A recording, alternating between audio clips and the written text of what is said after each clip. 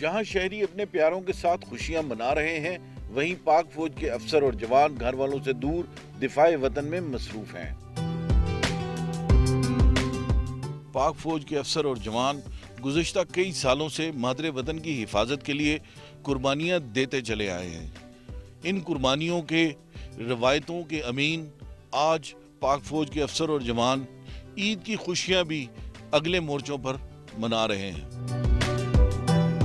انسداد دہشت گردی کی طویل جنگ، بہادر سپاہ کی لازوال قربانیاں، پاکستان بنا امن کا گہوارہ، ترقی کی راہ پر گامزن۔ اللہ اکبر۔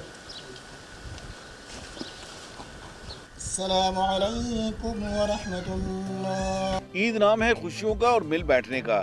یہ سب خوشیاں، محبتیں، رشتے، زندگیاں قربان کرنے والے سرفروشوں کے عزم مصمم سے ممکن ہوا۔ ہمارا فرض ہے کہ ہم اس ملک کی حفاظت کریں گے، یہ نہیں کہ ہم سارے جا کے عید مبارک عید گھروں میں گزارتے ہیں، ہم بھی ادھر بھی گزارتے ہیں، کیونکہ ہمارا فرض ہے، ہمارا فخر ہے کہ ہم نے چنا ہے اس ملک نے ڈیوٹی کے لیے۔ آج عید کا دن ہے، ہم اپنے بچوں یار دوستوں کو یاد کرتے ہیں۔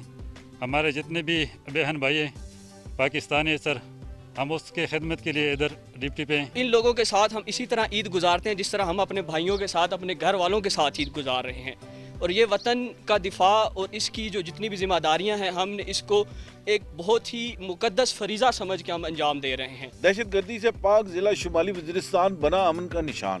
آپریشن ضرب عضب سے رد الفساد تک سپاہ نے قیام امن کے لیے 1172 جانیں دیں، 3906 افسر اور جوان زخمی ہوئے۔ مادر وطن کے دفاع کے لیے پاک فوج پرعزم اور سپاہ کے حوصلے بلند ہیں۔ ارض پاک کے